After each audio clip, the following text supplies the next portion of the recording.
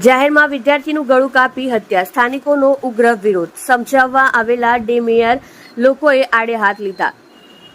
સુરતના લિંબાયતમાં વિદ્યાર્થીના સરાસર હત્યા કરાઈ. રોહન નામના યુવકનું ગળું કાપી હત્યા કરાઈ. દીપક નામના યુવકે હત્યાને અંજામ આપ્યો. સૂત્રો મેયર નરેન્દ્ર પાટીલ સમજાવવા જતા લોકોએ આડે હાથ લીધા. સુરતના લિંબાયતમાં એક ગોઝારી ઘટના બની છે. રૂક્ષ્મણીનગરમાં સરાજાહેરમાં હત્યાનો બનાવ બન્યો છે. બાલુ અને પાંડુના અડ્ડા નજીકે એક વિદ્યાર્થીનું સરાજાહેરમાં ગળું કાપીને હત્યા કરવામાં આવી હોવાના બનાવથી ચકચાર મચી જવા પામી છે. આ ઘટના બાદ મોટી સંખ્યામાં લોકો લિંબાયત પોલીસ સ્ટેશન પહોંચ્યા હતા અને ઘેરાવ કર્યો હતો અને ન્યાયની માંગ કરી હતી. સુરતના લિંબાયત વિસ્તારમાં આવેલ બાલુ અને પાંડુના અડ્ડા નજીક રોહન નામના વિદ્યાર્થીનું સરાજાહેરમાં ગળું કાપીને હત્યા કરવામાં આવી હતી. સૂત્રો મુજબ દીપક નામના યુવકે આ હત્યાને અંજામ આપ્યો હતો. જો કે હત્યા પાછળનું કારણ હાલ અકબંધ છે, પરંતુ વિદ્યાર્થીની સરાજાહેરમાં હત્યાથી મૃતકના પરિવાર સહિત લોકોમાં ભારે રોષ છે. આજે મોટી સંખ્યામાં લોકો લિંબાયત પોલીસ સ્ટેશન નજીક પહોંચ્યા હતા અને ઘેરાવ કર્યો હતો. ડેપ્યુટી મેયર નરેન્દ્ર પાટીલ લોકોને સમજાવવા પહોંચ્યા હતા, પરંતુ લોકોએ ડેપ્યુટી મેયરને પણ આડે હાથ લીધા હતા. દરમિયાન લોકોનો રોષ વધુ ઉગ્ર થતા લિંબાયત પોલીસે હળવો બળ પ્રયોગ પણ કરવાની ફરજ પડી હતી.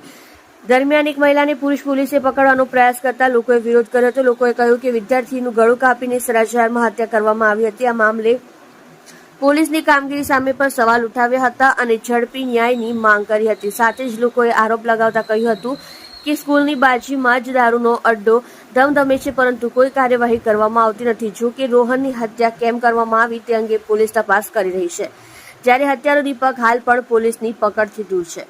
સત્ય માટે હંમેશા સત્યની સાથે જોડાઈ રહો. આર સુરત ન્યૂઝ चैनल સાથે.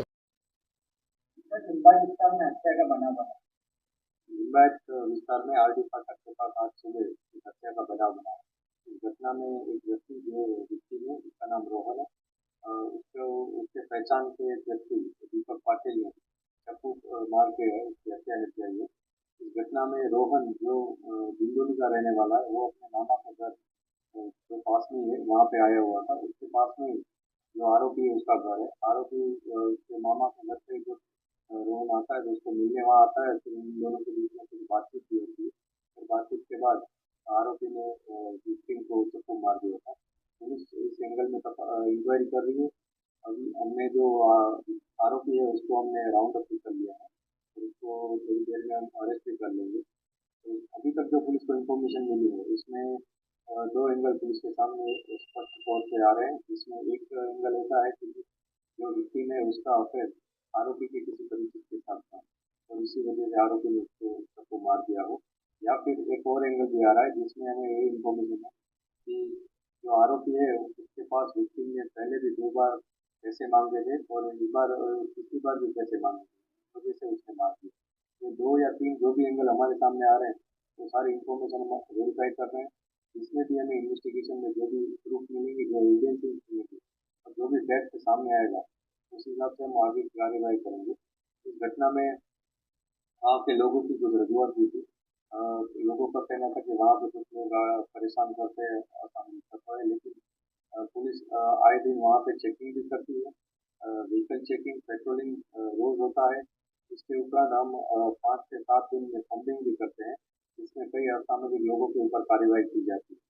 अभी तक उस जगह से कोई भी लोगों ने आके किसी भी तरह की कोई भी रजूआत नहीं की है, पुलिस को कोई इन्फॉर्मेशन भी नहीं दी है। इसमें से जो लोग थे जो ये रजूआत कर रहे थे, कुछ लोग उस विस्तार के रहने वाले भी नहीं है, इसलिए हमें लग रहा है कि कोई न कोई लोगों को भटका रहा है, उनको मिसगाइड कर रहा है और इसमें पुलिस जो कामगिरी कर रही है इसमें कहीं न कहीं डिले करवाने की या विक्षेप करने की कोशिश कर रही है। पुलिस काफी मेहनत से काम कर रही है। हमने आरोपी को भी राउंड अप कर लिया है। अब और भी हम इन्वेस्टिगेशन कर रहे हैं ताकि उसमें से हम जो इसका रूट कॉज है वहाँ तक पहुँच सके और उसके ऊपर कड़क से कड़क कार्यवाही कर सकें।